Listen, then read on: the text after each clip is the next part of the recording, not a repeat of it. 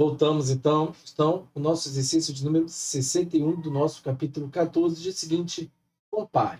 Então, quando o autor, normalmente, os autores, né, dizem compare, ele está querendo saber se um número é maior do que o outro, menor ou igual, tudo bem? Então, a primeira coisa que nós vamos falar é sobre seno de 65 e o seno de 70 graus. Então, vou te chamar a atenção para o quê?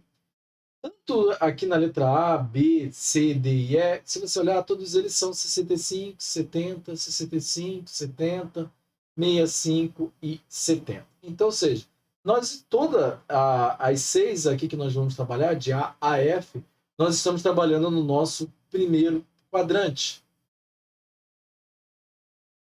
Então, ou seja, o que eu vou estar falando aqui se comporta no primeiro quadrante, tudo bem?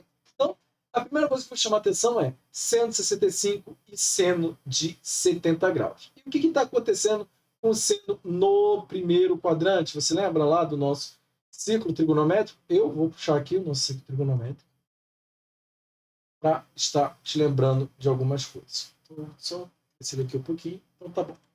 Ou seja, o nosso valor de seno ele está bem aqui.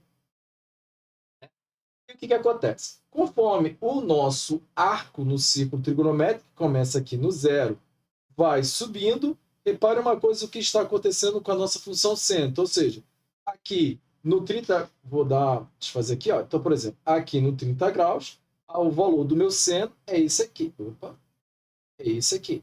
Você concorda comigo? Esse aqui é o valor do meu seno de 30 graus, é o tamanho desta barra.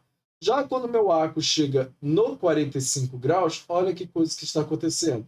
O valor do meu seno ele é maior do que o meu seno de 30 graus. Então, ou seja, a minha função seno ela é uma função no primeiro quadrante crescente. Se ela é uma função crescente no primeiro quadrante, significa o quê?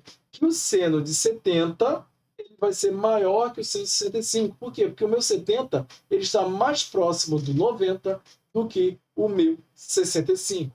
Então, o meu seno de 65 ele é menor que o meu seno de 70. Vamos então para a nossa letra B.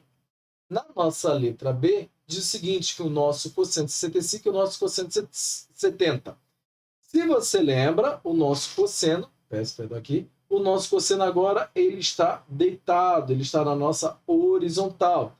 E aí, ó, se eu pegar o meu cosseno de 30, olha o valor que ele vale. Ele vale isso daqui, ó. Essa distância aqui é o que vale o meu cosseno de 30.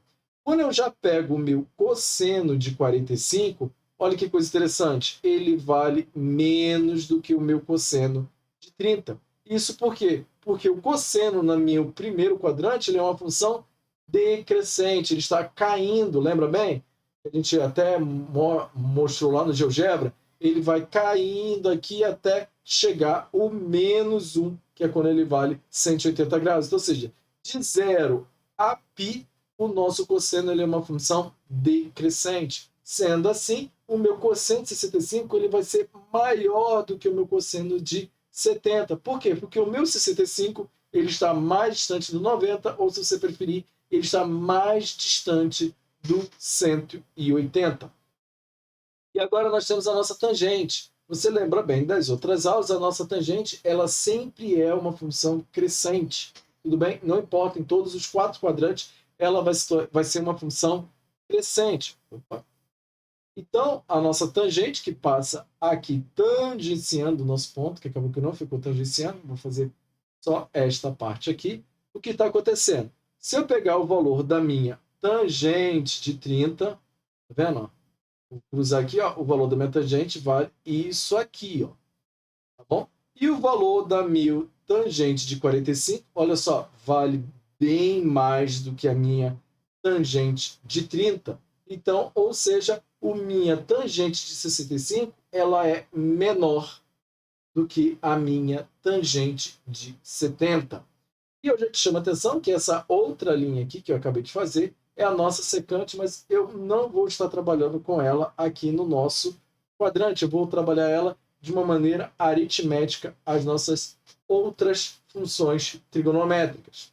Então, por exemplo, a nossa cotangente, eu te chamo a atenção que a nossa cotangente de x ela é igual a 1 sobre a tangente de x. E a gente viu que, como ela é uma função inversa à da tangente de x, ou seja, a gente pode dizer até que como se fosse a f de menos 1, né? Eu digo que é como c, tá? Não é, tá bom?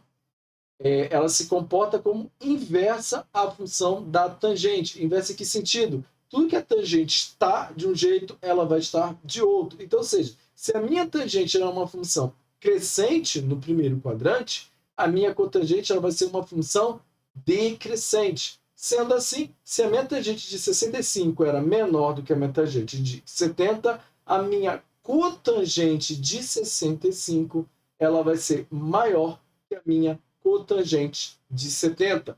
De maneira idêntica, eu também resolvo a minha secante. A minha secante, eu sempre chamo atenção aqui, né? Parece seno, mas na verdade é cosseno.